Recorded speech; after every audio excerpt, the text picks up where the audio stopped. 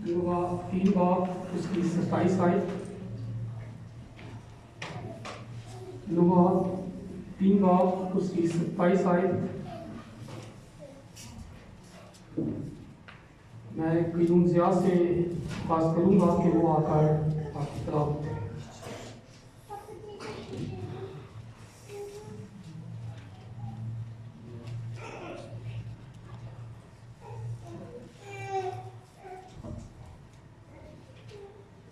नवा 3 बाब उसकी 27 आयत।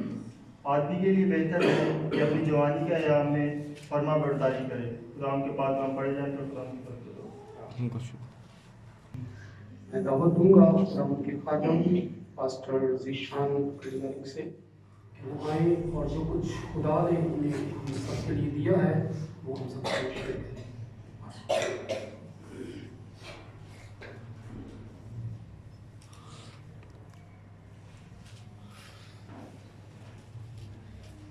आइन पर फिर अपनी आंखों को बंद करेंगे, खुदा की हज़ूरी को महसूस करेंगे और अपने दिलों में दुआ करेंगे आज के कलाम के लिए जो खुदा बाप बीच हमारी ज़िंदगी में बोने को है। खुदा हमारे दिलों की ज़मीन को नरम करे ताकि कलाम का बीज जब बोया जाए तो हमारा दिलों की ज़मीन में 100 गुना खजाना बन सके। तो अपनी आंखों को बंद करेंगे, खुदा की हज़ूरी को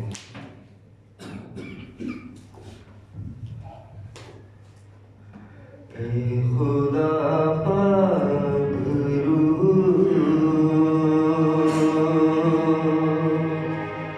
आज जुम्बश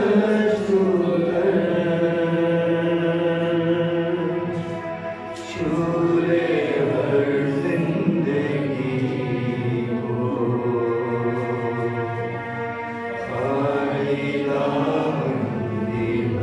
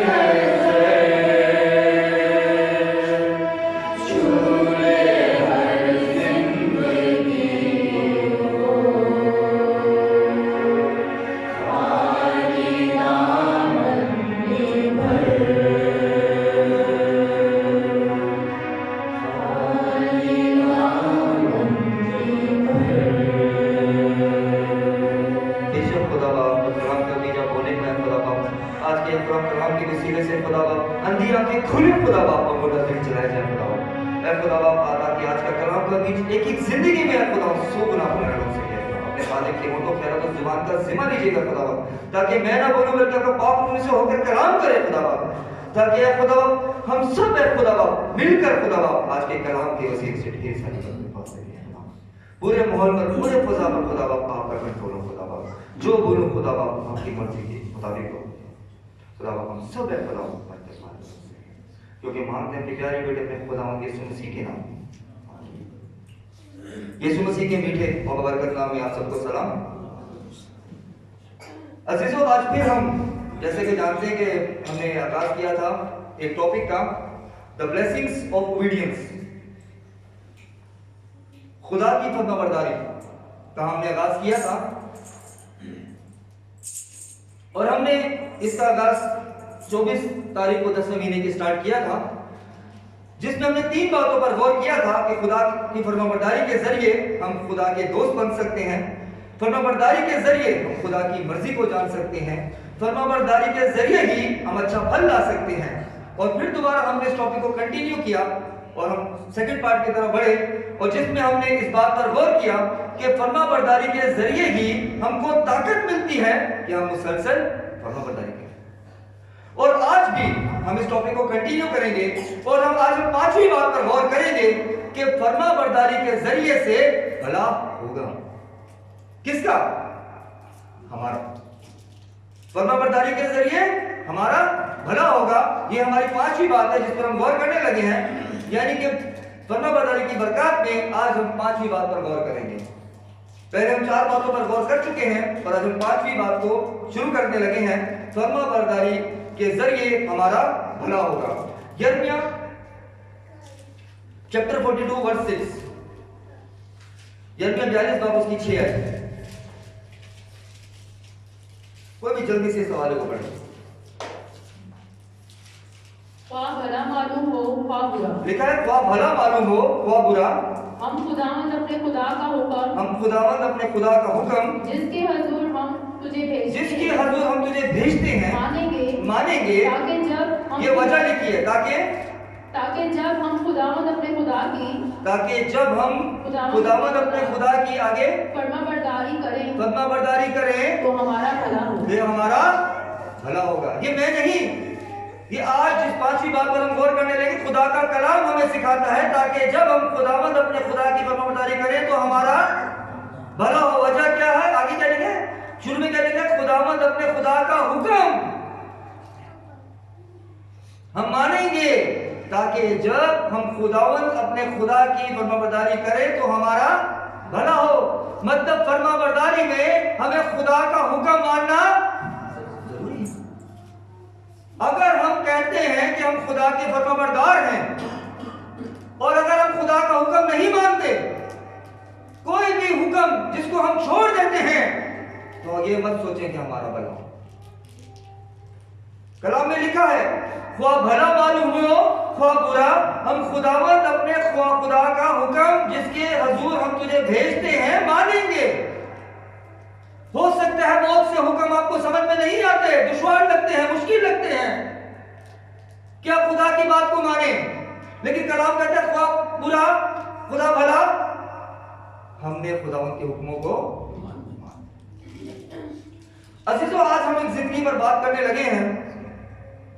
हम इस जिंदगी से सीखेंगे कि इसने जिंदगी ने खुदा का हुक्म किस तरह माना, किस तरह खुदा की फरमाबरदारी की और किस तरह इस जिंदगी का भला। बहुत बार हम जिंदगी पर बात कर चुके हैं, लेकिन आज फिर हम कुछ और भी तफसील में इस जिंदगी पर गौर करेंगे कि किस तरीके से इस जिंदगी ने खुदा की फरमाबरदारी की। हम सीखेंगे एक बात में नहीं, बल्कि हर बात में खुदा की फरमाबरदारी की, चाहे वो खाने पीने की हो, चाहे वो सिजदे की हो, चाहे वो चलने फिरने की हो, चाहे वो सोहबत की हो। इसने हर चीज में खुदा की फरमाबरदारी की। और ये जिंदगी दानियल है। आज हम दानियल की जिंदगी से सीखेंगे कि कैसे इसने खुदा की फरमाबरदारी की और इसका कैसे भला हो।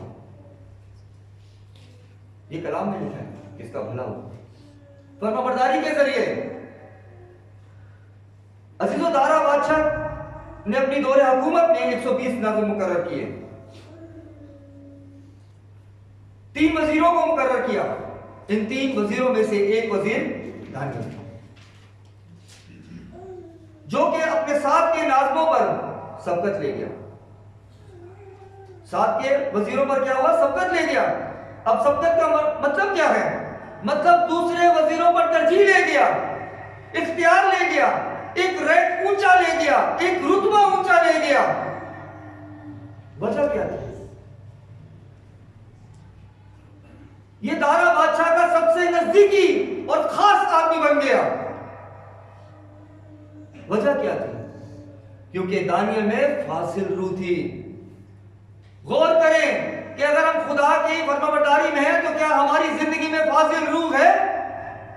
क्या हम इतनी ही फरमाबरदारी करते हैं कि इस जिंदगी का जिक्र मिलता है कि इसमें फासिल रूह थी? फासिल रूह का मतलब है बरकत की रूह, एक जबरदस्त रूह जिससे वो किसी भी ख्वाब की ताबीर कर सकता था, किसी भी ख्वाब की। दानियल 6 बाब उसकी 3 आयत पढ़े जल्दी से। और चूंकि दानियल में फाजिल रूह थी, आगे इसलिए वो उन वजीरों नाज़मों पर सबकत ले गया और बादशाह ने चाहा उसे तमाम मुल्क पर मुख्तार ठहरा दे। बादशाह नहीं चाह रहा कि एक ऐसा शख्स जो मेरे इतने नजदीक है, जिसमें फासिल रूह है, कि खाली वजीर ही रहे, खाली नाज़मों का ही हिसाब किताब करे, बल्कि वो चाहता है कि इसको आला दर्जे पर बिठाए, कि तमाम मुल्क पर मुख्तार। देखिए कैसी ब्लेसिंग है, कैसी ब्लेसिंग है कि बादशाह एक शख्स को पूरे मुल्क पर मुख्तार ठहराना चाहता है। और गौर करें तो यह बात दानियल के साथ के वजीरों को, नाज़मों को पसंद ना आई कि दानियल की तरक्की हो। उनको नहीं पसंद आया कि दानियल तरक्की करे। हो सकता है आज हमारी जिंदगी में भी ऐसे ही काम होते हो। आप कहीं नौकरी करते हो, आप कहीं कारोबार करते हो, आप कहीं पढ़ते हो, आपके रास्ते में रुकावटें आ रही हो और आप खुदा को छोड़कर आप गलत तालीमों के पीछे लग जाएं। लेकिन यहाँ पर ये बात सबूत देती है कि इसे फासिल रूह थी, ये खुदा का फरमाबरदार था और इसको क्या हुआ? तरक्की मिलना चाह रही थी। लेकिन यहाँ पर लोग हसद कर रहे हैं। आपकी भी नौकरियों में हसद हो सकता है। आप यहाँ पे जॉब करते हैं, आप जहाँ कारोबार करते हैं, साथ के लोग आपको देख के हसद कर सकते हैं।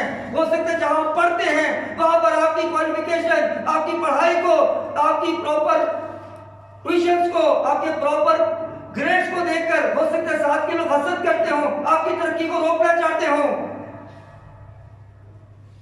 सीखें ये कलाम से कि कैसे हमने उस पर गालिब आना।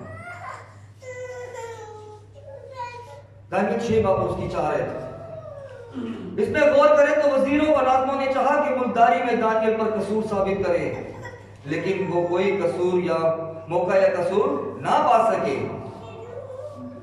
अब क्या प्रॉब्लम थी?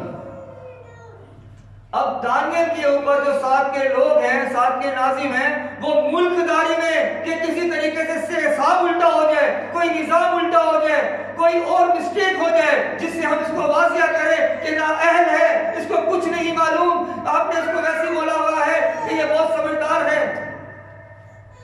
हर तरह की कोशिश कर चुके हैं ये लोग कि किसी ना किसी तरीके से उसमें कोई वीक पॉइंट ढूंढे, लेकिन कोई वीक पॉइंट नहीं मिल रहा दानियल की जिंदगी में।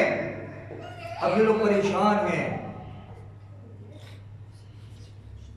लिखा है वो कोई मौका या कसूर ना पा सके, वजह क्योंकि दानियल दयानतदार था, कोई खता नहीं थी, कोई तकसीर नहीं, ये वजह थी। अगर आप दयानतदार हैं, आप में कोई खता नहीं, तो कोई ताकत आपको हटा नहीं सकती, आपकी तरक्की को कोई नहीं रोक सकता। बशर्त यह है कि आप भी दयानतदार हो, आप में भी कोई खता ना हो, कोई तकसीर ना हो। अब अजीजों, इन वजीरों और नाज़मों को कोई मौका नहीं मिल रहा कि किस तरीके से उसको पकड़े, क्योंकि उसकी तरक्की देख के बहुत जेलस फील कर रहे हैं कि ये तो बहुत ज्यादा आगे निकल रहा है और ये तो हमारे बीच में से भी नहीं है, इसको क्यों तरक्की पर तरक्की मिलती जा रही है। अब इसको पीछे करने के मंसूबे बांध के तंग आ गए हैं। अब उनको पता था कि एक ही चीज है जिसका दानियल कभी नहीं इनकार करेगा। अब वो मिलकर प्लानिंग करते हैं को बादशाह के सामने पेश किया जाए ताकि दानियल को नीचा ठहराया जाए। सिर्फ एक बात थी दानियल की जिंदगी में जिसका वो कभी इनकार नहीं करता था। दानियल 6 बाब उसकी 5 आयत पे बोलता है। तब उन्होंने कहा हम दानियल को उसकी खुदा की शरीयत के सिवा किसी और बात में कसूरवार ना पाएंगे। देखिए खुदा से कैसी मोहब्बत है। मुखालिफ जान गए कुछ भी कर लो हम इस पे इल्जाम नहीं लगा सकते सिवाय इस बात के कि खुदा की शरीयत को बीच में ले आओ। सिर्फ ये एक ऐसी चीज है जिसको ये करने से दरेक नहीं, जिसको ये मानने से दरेक नहीं करेगा। लिखा है खुदा की शरीयत के सिवा किसी और बात में कसूरवार ना पाएंगे। कितनी खुदा से मोहब्बत है कि पूरे मुखालिफ जानते हैं कि हर चीज में ठीक है, सिर्फ ये एक चीज ऐसी है कि जिसको हम इसको वीक पॉइंट पकड़ सकते हैं क्योंकि ये जिंदा खुदा की इबादत करता है। सिर्फ ये एक ऐसी चीज है जिसमें हम बादशाह के हुजूर इसको फंसा सकते हैं। मतलब यह है कि नाजिम और वजीर जानते थे कि दानियल कभी भी खुदा की शरीयत से नहीं हटेगा। आज कितने लोग खुदा की शरीयत को, जब कलाम में पैदाइश से लेकर मुकाशवा तक जब किसी हुक्म की बात की जाती है तो हम सिर्फ इस बात को कहकर रद्द कर देते हैं कि फजल का दौर है, लेकिन खुदा के हुक्मों को नहीं मानते। यहां पर क्या लिखा है? खुदा की शरीयत के सिवा किसी और बात में कसूरवार ना। वो जानते थे खुदा की शरीयत को दानियल मानता है और अपनी अमली जिंदगी में भी उसको पूरा करता है। इसीलिए उन्होंने मिलकर एक ऐसा मंसूबा बनाया कि जिसके जरिए दानियल बादशाह की नजर में नीचा हो जाए, बल्कि उसे शेरों की मार में डलवा दें ताकि दानियल का खात्मा ही हो जाए। देखिए मुखालिफ ऐसी साजिश कर रहे हैं कि वो मर भी जाए, खत्म हो जाए, तबाह हो जाए, नेस्तो नाबूद हो जाए। ऐसी मुखालफत की जा रही है दानियल के लिए। और मुखालफत की वजह क्या है कि ये खुदा की शरीयत का बात क्या रखी, पॉइंट क्या रखा? खुदा की शरीयत से नहीं हटेगा। आज हमारी जिंदगी के अंदर, हमारी नौकरियों में अगर हमारा खुदा बीच में आ जाए तो हम नौकरी को चुनेंगे या खुदा को? हमें सोचना चाहिए कि हमें किसको चुनना। इसकी फरमाबरदारी देखें कि कैसे इसने खुदा की फरमाबरदारी की और कैसे इसका भला हुआ। उसको गिराने के लिए कोई चीज ना मिली तो एक ऐसा मंसूबा बनाया जो उसके जिंदा खुदा से दूर करे। लिखा है खुदा की शरीयत के सिवा कोई ऐसी बात, कोई कसूर ना पा सके। और इस बात की वजाहत देखिए दानियल 6 बाब उसकी 6 से 8 आयतें मिलती है। अगर आप पढ़ें तो दानियल 6 बाब उसकी 6 से 8 आयत में इसकी वजाहत मिलेगी कि उसको किस तरीके से दानियल के लिए उन्होंने मंसूबा मांगा कि उसको बिल्कुल ही नेस्तो नाबूद कर दिया जाए, उसको खत्म कर दिया जाए, उसको मार दिया जाए। तरक्की तो छोड़ो, हटाने की क्या बात करते हैं, वो तो उसको मार देना चाहते हैं। मतलब खाली तरक्की ही नहीं छीनना चाह रहे, बल्कि चाह रहे हैं कि शेरों से मर जाए। शेर क्या खेलते हैं इंसानी गोश्त से? उनकी पॉलिसी थी कि ये खत्म ही हो जाए।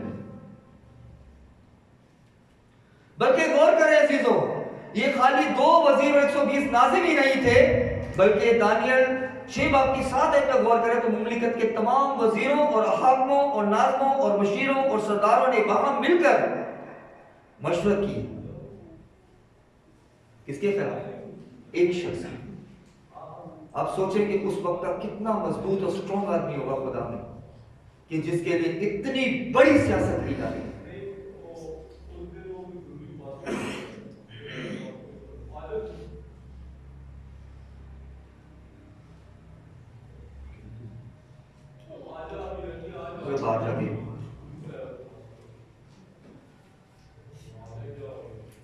और इसको गौर करें कि खसराना आइन और इम्तनाई फरमान क्या था। दानियल 6 बाब और उसकी 7 आयत का दूसरा हिस्सा पढ़ेंगे। लिखा है, ताकि आए बादशाह 30 रोज तक कोई तेरे सिवा और किसी माबूद या आदमी से कोई दरख्वास्त करे, शेरों की मान में डाल दिया जाए। तो कैसा उसके लिए चैलेंज है कि 30 रोज तक उसने अपने जिंदा खुदा के सामने नहीं झुकना, सिर्फ बादशाह के सामने झुकना है और बादशाह से ही दरख्वास्त करनी है। और ये बात दानियल को नापसंद है, क्योंकि दानियल जिंदा खुदा का मानने वाला है। वो जानता है कि खुदा की फरमाबरदारी में ही मेरी भलाई है।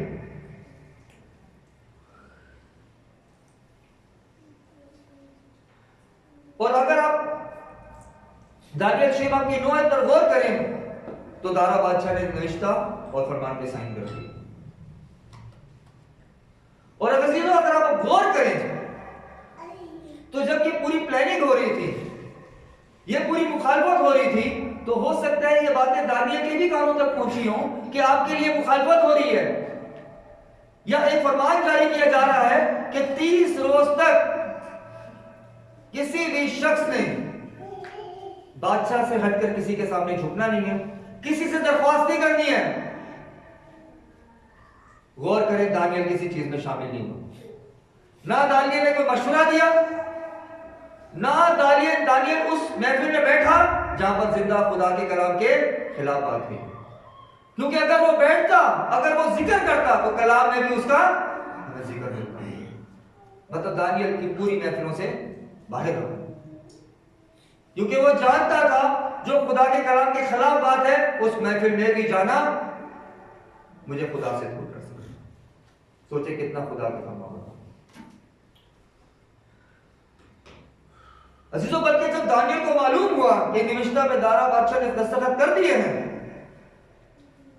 तो अपने घर में आया और उसने उसकी कोठरी का दरीचा यरूशलेम की तरफ खुला था और वो दिन में 3 बार हंसने मगुल घुटने टेक कर दुआ करता। वो बात नहीं आया, क्योंकि वो जानता था कि ये जो नविश्ते पे सिग्नेचर किए गए हैं, या जो आइन दिया गया है, या जो फरमान जारी किया गया है, ये गलत है। ये जो ऐलान किया गया है पूरे मुल्क के सामने, ये गलत है। मैं इसको नहीं मानूंगा, क्योंकि फरमाबरदारी करने ही में ही मेरी भलाई है। और वो उसी बात पर कायम रहा और वो घर जाकर हस्बे मकबूल दुआ करता रहा खुदा के हुजूर सिजदे में। और इसी बात पर तो मुखालिफ मौका ढूंढ रहे थे कि किस तरह वो उसको गलती पाए। बादशाह किसने खता किया और उसको पकड़ के शेरों की मान में डाल। मतलब यह है कि दानियल खुदा की शरीयत, खुदा की फरमाबरदारी करने से बाज नहीं आया, वो करता रहा। एक बहुत ही खूबसूरत परस्तार हैं इंडिया के, पंजाब के, उन्होंने बहुत ही जबरदस्त गीत गाया है। कहते हैं वो हुकूमतें खुदा की तरफ से हो ही नहीं सकती जो कि खुदा का कलाम सुनाने से आपको रोके। वो हुकूमतें हमारे जिंदा खुदा की तरफ से हो ही नहीं सकती जो आपको जिंदा खुदा का कलाम सुनाने से रोके। ये इस हुक्म को नहीं मानता। वो जानता है ये खुदा की मर्जी नहीं, ये खुदा के खिलाफ है। वो शरीयत पर, खुदा की फरमाबरदारी पर कायम रहा। वजह क्या थी? शरीयत क्या थी? खरूज 20 बाब उसकी 3 से 5 आयत खाली पढ़ेंगे।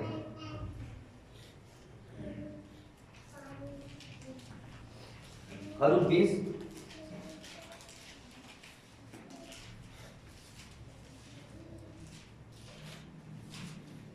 मेरे हुजूर तू गैर मबूदों को न मानना, तू मेरे हुजूर गैर मबूदों को न मानना, आगे अपने लिए कोई तराशी हुई मूरत न बनाना, अपने लिए कोई तराशी हुई मूरत ना बनाना, न किसी चीज की सूरत ना बनाना, किसी चीज की सूरत बनाना जो ऊपर आसमान में या नीचे जमीन पर या जमीन पर या जमीन के नीचे पानी में हो, तो उनके आगे सजदा न करना और ना उनकी इबादत करना, क्योंकि मैं खुदावंद तेरा खुदा तो मैं खुदावंद तेरा खुदा गयूर खुदा गयूर हूँ, खुदा हूँ।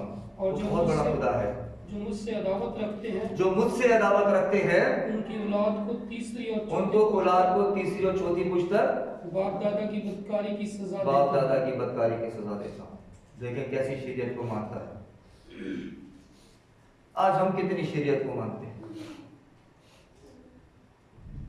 लिखा है ना आसमान की ना जमीन की। आज कितने लोग हैं जिन्होंने तस्वीरें लगाई हैं, बुत परस्ती में पड़े हैं, हालांकि हम सब जानते हैं वो एक्टर्स हैं। उन्होंने एलानिया मीडिया पे बताया भी है कि हमारा नाम ये है, हमारा नाम ये है। 4 एक्टर्स हैं जिन्होंने अलग अलग मूवीज में काम किया जीसस की, एज अ कैरेक्टर रोल अदा किया। लेकिन आज भी लोग उस तस्वीर को घर में लगाते हैं, उसके सामने अगरबत्ती भी जला लेते हैं, उस पे क्रॉस भी टांग लेते हैं, उसके सामने दुआ भी कर लेते हैं। कलाम तो साहब कहता है ना आसमानियों की, हमारा खुदा यीशु मसीह कौन है? आसमानी, जलाली, बादशाहों का बादशाह,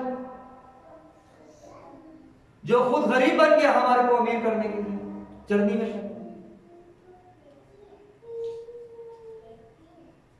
लिखा है तस्वीर, इसने बादशाह के सामने झुकने से इनकार किया। कहता मैं बादशाह के सामने क्यों झुकूंगा जब मैं जिंदा खुदा का मानने वाला हूं। वो चाहता 30 दिन के लिए साइड पे बैठ जाता, ना बादशाह के सामने झुकता, ना दरख्वास्त करता। उसने ऐसा नहीं किया। उसने अपना राब्ता, अपना कनेक्शन खुदा के साथ तोड़ा। बल्कि इस दौरे हुकूमत में जब ये आयन कानून जारी हुआ, वो हस्बे मकबूल कलाम में लिखा है 3 बार दिन में घुटने टेक कर खुदा की ज़रिए में सिजदे में दुआ करता। उसने खुदा से दूरी नहीं की। हम अपनी नौकरियों के चक्कर में खुदा से दूर, वक्त नहीं मिलता दुआ का। अब गैर कौमों को देखें और सीखें कि नौकरी में भी वो दुआ का टाइम निकाल लेते हैं। और हम जो जिंदा खुदा के मानने वाले हैं, जिससे खुदा ने ऐसी मोहब्बत की कि जैसे कोई नहीं कर सकता, अपना इकलौता बेटा बख्श दिया, कुर्बान कर दिया, मार दिया, हम भी उसके साथ मोहब्बत किया है। इतना पैसों का लालच हो गया है कि खुदा के लिए वक्त ही नहीं है। और यहां पर एक ऐसी जिंदगी है जिसके सर पर मौत डगमगा रही है कि उसको मार दिया जाएगा, लेकिन फिर भी उसको इतनी कुर्सी का भी, उतनी ऊंची कुर्सी का भी कोई वो नहीं है कि चली जाए मुझसे, कोई लालच नहीं है। और वो हस्बे मकबूल 3 बार घुटने टेक कर दुआ करता।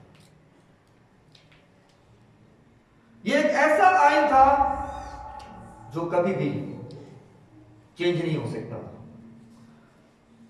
यहां पर तो बहुत ही जरूरी बात है सीखने की। दानियल की जिंदगी में कोई खौफ ही नहीं था कि शेर मेरी हड्डियां तोड़ देंगे, कोई डर नहीं है कि मैं लहूलुहान हो जाऊंगा,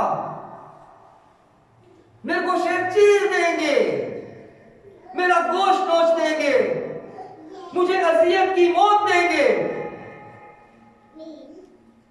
खौफ ही नहीं है जिंदगी में।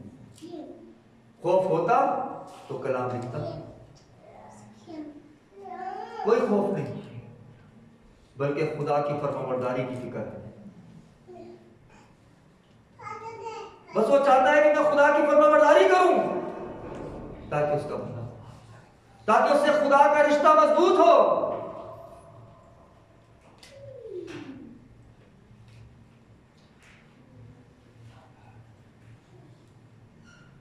खौफ क्यों नहीं था? खौफ ना होने की वजह थी खुदा की फरमाबरदारी, खुदा की शरीयत की फरमाबरदारी। गौर करें कलाम मुकद्दस में क्या लिखा है। खरूज 20 बाब उसकी 6, जल्दी से सवाल को पढ़ें। खरूज 20 और उसकी 6। और हजारों पर जो मुझसे मोहब्बत रखते हैं और मेरे हुक्मों को मानते हैं, रहम करता हूं। वो जानता है कि हुक्मों के बाद एक बात लिखी है कि जो मेरे हुक्मों को मानता है मैं उस पर रहम करता हूं। वो जानता है कि अगर मैं शेरों की मांगने में डाल दिया जाऊंगा तो मेरा जिंदा खुदा वहां आ मौजूद होगा। क्या आज हमारा भी इतना ईमान है? क्या हम इतनी खुदा की फरमाबरदारी करें कि हमें पता हो कि खुदा हम पर रहम करने वाला, दुनिया हमारी मुखालफत कर दे, जब खुदा हमारी तरफ है तुम्हारा कौन मुखालिफ? मतलब दानियल को कोई मौत की परवाह नहीं थी, क्योंकि वो जानता था खुदा की फरमाबरदारी के जरिए ही उसका भला होगा। बल्कि दानियल क्या करता रहा? घुटने टेक कर हस्बे कबूल 3 बार दुआ करता रहा।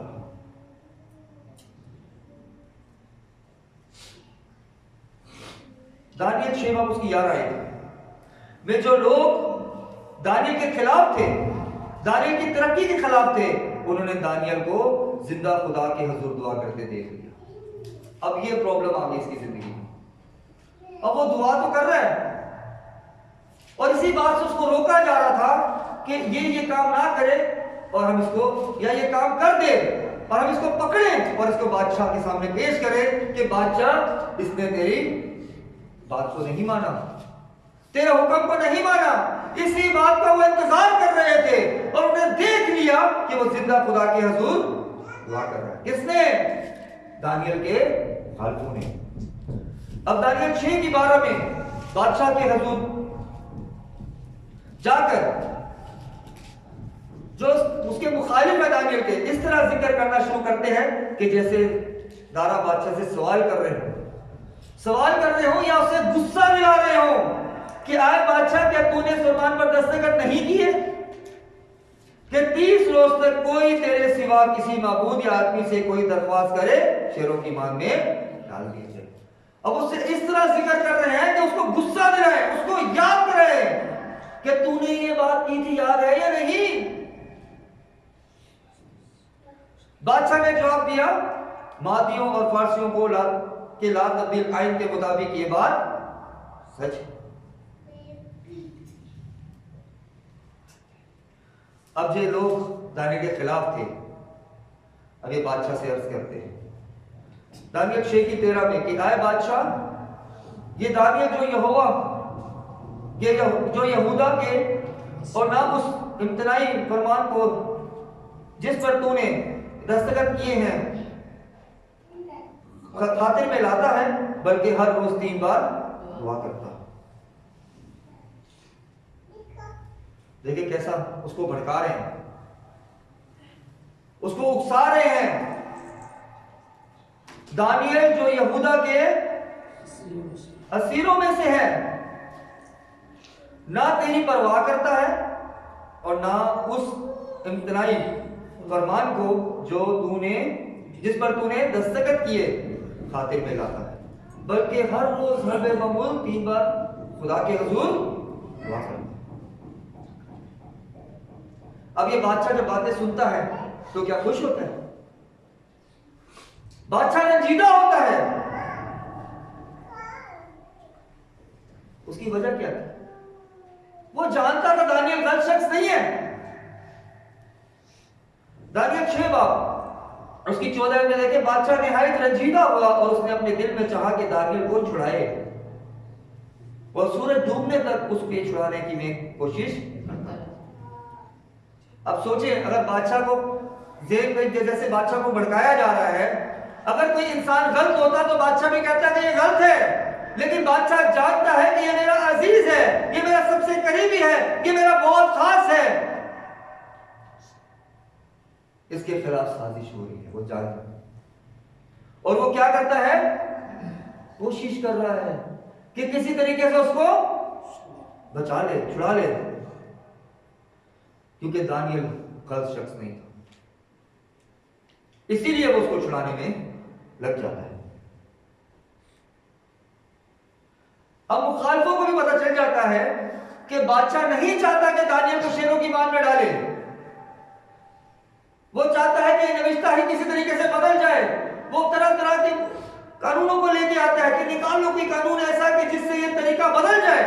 लेकिन वो तरीका नहीं बदल रहा, और ये मुखालफों के ज़हन में बात बैठ जाती है। अब वो जल्दी करते हैं कि किसी तरीके से जल्दी से हम दानियल को किसी तरीके से उठाएं। दानियल 6 की 15 में गौर करें तो लिखा है कि आए बादशाह, तू समझ ले कि मादियों और फारसियों का आईन यूं है कि जो फरमान और कानून बादशाह मुकर्रर करे कभी नहीं बदलता। उसको बता रहे हैं कि जो कानून आपने बनाया है ना, इसको कोई नहीं बदल सकता। आप जितनी भी कोशिश कर लो उसको बचाने की, आप उसको नहीं बचा सकते। जिस पर आपने दस्तखत कर दिए। अब आपको दानियल को शेरों की मान में डालना ही होगा। आप मत उसको बचाने की कोशिश करें, उसको मरना ही है। देखें कैसी मुखालफत है, तरक्की नहीं छीनी जा रही बल्कि उसकी जिंदगी को भी खत्म किया जा रहा है। यहां पर जिंदगी के भी दुश्मन बन गए हैं। दानियल 6 की 16 में देखें तो तब बादशाह ने हुक्म दिया और दानियल को लाए और शेरों की मान में डाल दिया। और डालने के बाद बादशाह क्या कहता है? बादशाह दानियल से क्या कहता है? तेरा खुदा जिसकी तू हमेशा इबादत करता है मुझे छुड़ाए। वो जानता है दानियल में फाजिल रूह है, वो दयानतदार है, उसमें खता नहीं है, वो दगाबाज नहीं है, वो कभी हुक्म को नहीं तोड़ सकता। बल्कि वो जानता है कि दानियल किसके हुजूर दुआ करता है। कहता है तेरा खुदा जिसकी तू हमेशा इबादत करता है तुझे छुड़ाएगा, परेशान ना हो। और एक पत्थर लाकर उस्मान के मुंह पर रख दिया।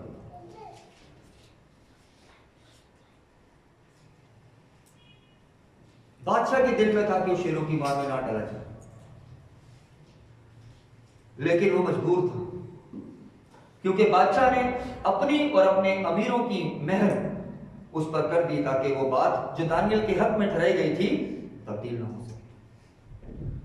अब बादशाह बहुत परेशान है क्योंकि दानियल से प्यार करता है और वो जानता है कि दानियल जो है दयानतदार है, इसीलिए वो उसको तरक्की देना चाहता था। वो उसका सबसे भरोसेमंद आदमी था जिसने कभी हिसाब किताब में हेराफेरी नहीं की, कभी 1 रुपया भी नहीं चुराया, बल्कि दयानतदारी के साथ बादशाह के हुजूर रहता है, अच्छा मशवरा देता था। बादशाह अपने कसर में जाता है, सारी रात फाका करता है, मौसीकी के साजों को दूर कर देता है, पूरी रात उसकी नींद नहीं आती इसी बात को सोच के कि दानियल के साथ अब क्या होगा। मेरा इतना खास बंदा जिसे मैं प्यार करता हूं, अब उसको कौन बचाएगा, उसके साथ क्या होगा। 19 आयत में गौर करके सुबह सवेरे उठता है और जल्दी से शेरों की मान पर चला जाता है। और जब मान पर पहुंचा तो गमनाक आवाज, देख कितने मतलब दुखी आवाज से दे रहा है कि वो बच्चा भी है नहीं, गमनाक आवाज से दानियल को पुकारा।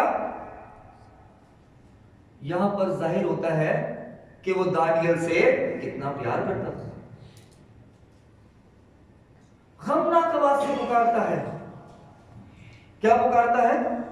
आए दानियल जिंदा खुदा के बंदे, क्या तेरा खुदा जिसकी तू हमेशा इबादत करता है कादिर हुआ कि तुझे शेरों की मान से छुड़ाए।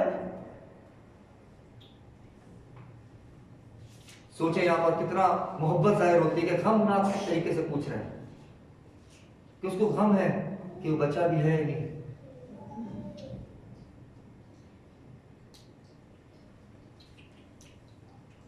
और वो ये भी जानता था कि दानियल ने किसी आयत को नहीं तोड़ा, वो बहुत प्यार करता था।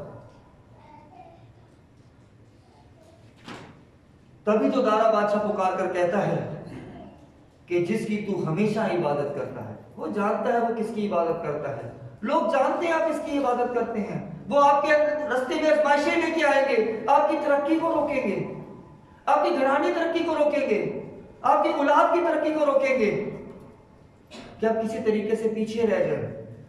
वो तरह तरह की मुश्किलात को पैदा करेंगे कि आप किसी तरीके से खुदा से दूर हो जाए, कि आपका कभी भला ना हो। लेकिन यहां पर बादशाह जानता है कि वो किस खुदा के आगे झुकता है। दानियल 6 की 21 से 22 पर गौर करें तो तो तब दानियल ने बादशाह से कहा, अब तक जीता रहे, मेरे खुदा ने अपने फरिश्ता को भेजा और शेरों के मुंह बंद कर दिए, और उन्होंने मुझे जरा नहीं पहुंचाया, क्योंकि मैं उसके हजूर बेगुनाह साबित हुआ, और तेरे हजूर भी आए बादशाह मैंने खता नहीं। क्या कहता है? मेरे खुदा ने अपने फरिश्ते को भेजा। अब यहां पर गौर करने की बात है कि ये उस खुदा का मानने वाला है कि जिसने इंसान के नहीं जानवरों के मुंह को बंद कर दिया। देखिए कैसा हमारा खुदा भी, वो कितना हमसे प्यार करता है। अगर आप उसके फरमाबरदार हैं तो इंसानों से ना डरें। जानवर जो किसी जुबान को नहीं समझते, किसी लैंग्वेज को नहीं समझते, किसी तौर तरीके को नहीं समझते, खुदा ने उसके मुंह को बंद कर दिया। और जब शेरों की माल की जिक्र मिलती है तो यहाँ पे शेरों की तादाद का जिक्र नहीं है कि जैसे मूवी में देखते 2 शेर थे, 3 शेर थे, 4 शेर थे, 5 शेर थे, लिखा शेरों की ईमान में, मतलब वहां अनगिनत शेर थे। सबके मुंहों को खुदा ने बंद कर दिया।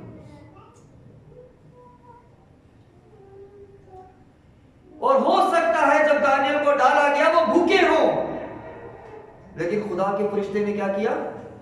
सबके मुंह बंद कर दिए, सबकी भूख मिटा दी। 23 आयत में गौर करें। बस बादशाह निहायत शादमान हुआ और हुक्म दिया कि दानियल को उस मान से निकालें। अब दानियल यहां बादशाह जो है खुश हो गया दानियल की आवाज सुन के। वो क्या कहते हैं? उसको निकालो बाहर। बस दानियल उस मान से निकाला गया और मालूम हुआ कि उसे कुछ जरूर नहीं पहुंचा, क्योंकि उसने खुदा पर तवक्कुल किया। आज आप भी खुदा पर अगर तवक्कुल करेंगे तो याद रखें खुदा आपके दुश्मनों के मुंह बंद करेगा। आपको लड़ने की जरूरत नहीं। खुदा पर भरोसा करें, खुदा पर तवक्कुल करें, और तवक्कुल ऐसा जो अमली हो, दिखावे का नहीं। जैसे इसने किया, मौत से भी दरेक नहीं किया। कहता मैं सिजदा खुदा के सामने करूंगा, मेरे को बादशाह के सामने नहीं झुकना। और अब क्या बादशाह हुक्म देता है 24 आयत में कि उन सब शख्सों को ले आओ जिन्होंने इसके खिलाफ साजिश की, और उनके बच्चों और बीवियों समेत क्या किया? मान ने डाल दिया। अभी वो तय तक भी नहीं पहुंचे कि शेरों ने उनकी हड्डियां तोड़ डाली। सोचो कितने भूखे होंगे,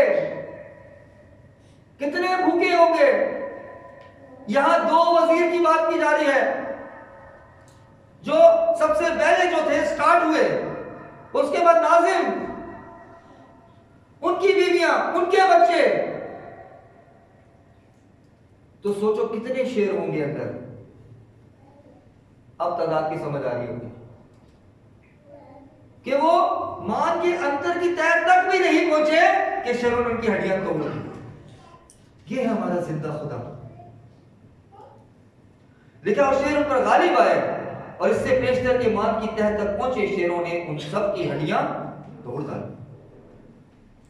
अब जो है दारा बादशाह ने सब लोगों और कौमों और अहले लुगत को जो रोए जमीन पर थे बसते थे नामा लिखा, तुम्हारी सलामती अफजून हो। मैं ये फरमान जारी करता हूं कि मेरी मुमलिकत के हर एक सूबे के लोग दानियल के खुदा के हजूर तराजा और लराजा हो, क्योंकि वही जिंदा खुदा है और हमेशा कायम है, और उसकी सल्तनत लाजवाल है। क्या कहता है? सल्तनत लाजवाल है, क्योंकि उसने इस माजरे को देखा कि इतने सारे शेर भूखे हैं, एक शख्स को नहीं छोड़ रहे, हालांकि वो 1 सेकंड भी नहीं लगता उसके तितर बितर कर देते टुकड़ों। लेकिन जब उसके मुखालफों को डाला गया तो तय तक भी नहीं पहुंचे, सबकी हड्डियां तोड़। लिखा है उसकी सल्तनत लाजवाल है और उसकी मुमलिकत अब तक कायम है, कायम रहेगी।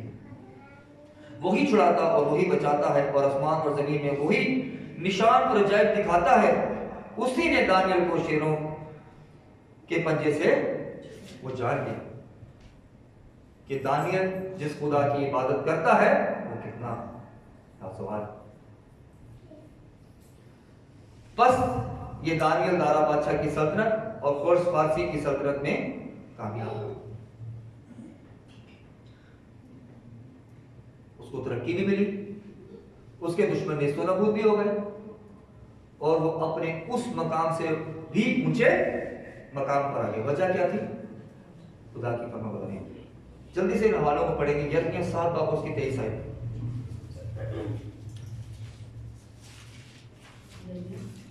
यिर्मयाह 7 उसकी 23 आयत। बल्कि मैंने उनको ये हुक्म दिया और फरमाया कि मेरी आवाज के शिरमा हो, मैं तुम्हारा खुदा हूँगा, तुम्हारा खुदा हूँगा, और तुम मेरे लोग होगे, और जिस राह की मैं तुमको हिदायत करूँ उस पर चलो ताकि तुम्हारा भला हो। कौन कहता है तुम्हारा भला हो? खुदा चाहता है कि हमारा भला हो। हमें सोचना चाहिए कि हम कहाँ जाना चाहते हैं। हम मौत को चुनते हैं या हमेशा की जिंदगी को चुनते हैं? ये कलाम कहता है। और ये दानियल ने क्या किया? अपनी जिंदगी में जाहिर किया कि उसने खुदा की फरमाबरदारी की, उसका क्या हुआ? भला हुआ। यिर्मयाह 11 की 4 जल्दी से पढ़ें।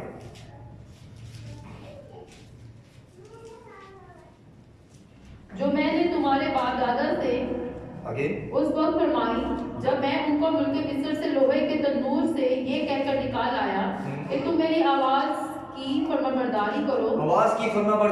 खुदा की आवाज की याद रखना है। खुदा की आवाज की हमने क्या करनी है? फरमाबरदारी करनी है। आगे और जो कुछ मैंने तुमको हुक्म दिया है उस पर अमल करो तो तुम मेरे लोग होगे, और मैं तुम्हारा खुदा हूंगा। दानियल ने साबित कर दिया कि ये मेरा खुदा है। किसके जरिए? फरमाबरदारी के जरिए। हुक्म कोई भी नहीं छोड़ा। मैं रखी गई, पता नहीं कौन कौन से हराम खाने उसके सामने रखेगा। उसने क्या कहा? मैं इनको नहीं खाऊंगा, मेरे को साग पात खिला दो, मैं सादा आदमी हूं, खुदा के खौफ में रहने वाला बंदा। आज हमारे सामने कुछ चीजें हैं तो हम क्या करेंगे? चलो टेस्ट ही कर लेते हैं। उसने किसी चीज को हाथ नहीं लगाया, खाने पीने से लेकर सिजदे तक खुदा की फरमाबरदारी।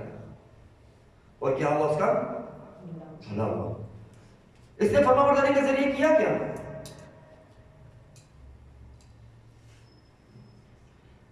दानियल ने फरमाबरदारी के जरिए अपने दुश्मनों पर गालिब आया। फरमाबरदारी के जरिए क्या हुआ? अपने दुश्मनों पर गालिब आया। अगर यही वो इस हुक्म को मान लेता तो कभी गालिब नहीं। आज भी इस दुनिया में बहुत सी हमारे सामने जिंदगियां हैं जिन्होंने जिंदा खुदा को छोड़ा है और वो आज भी इस दुनिया में बहुत सी जिंदगियां हैं। बहुत सी क्रिकेटर भी हैं, बहुत ऊंची पोस्ट पे थे, बहुत नाम था, पूरी दुनिया दुआ कर रही है उनके लिए, लेकिन लालच की और इससे ऊंची पोस्ट वो मिलेगी, जिंदा खुदा को छोड़ के चेंज हो गए। क्या हुआ? आज उनका नाम है कोई। उन्होंने कहा जो अपने जिंदा खुदा को नहीं मानता वो हमें क्या मानेगा? कल वो लालच मिला तो और भी बदल जाएगा।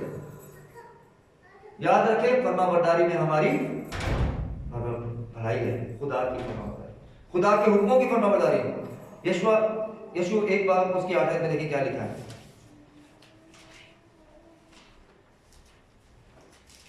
पहला बार उसकी आयत। शरीयत की ये किताब तेरे मुंह से ना हटे, बल्कि तुझे दिन रात इसी का ध्यान रहे, ताकि जो कुछ इसमें लिखा है उस पर तू एहतियात करके अमल कर सके, क्योंकि तभी तुझे इकबालमंदी की राह नसीब होगी और तू खूब दानियल कामयाब हुआ। कैसे? क्या उसके सामने एक पॉइंट रखा गया था? खुदा की शरीयत के सिवा हम इसको किसी भी बात में नहीं फंसा सकते। कलाम में क्या लिखा है? शरीयत की ये किताब तेरे मुंह से ना हटे, बल्कि दिन रात तुझे इसी का ध्यान रहे और सब बातों पर एहतियात करके अमल कर। दानियल ने अपनी जिंदगी में ऐसा किया। आज हम भी जब अपनी जिंदगी में खुदा की शरीयत को मानेंगे, खुदा के हुक्मों को मानेंगे, तब ही हमारा भला होगा। इसलिए खुदा की फरमाबरदारी करना हमारे लिए बहुत जरूरी है। आज के कलाम के वसीले से खुदा सबको बहुत बरकत दे।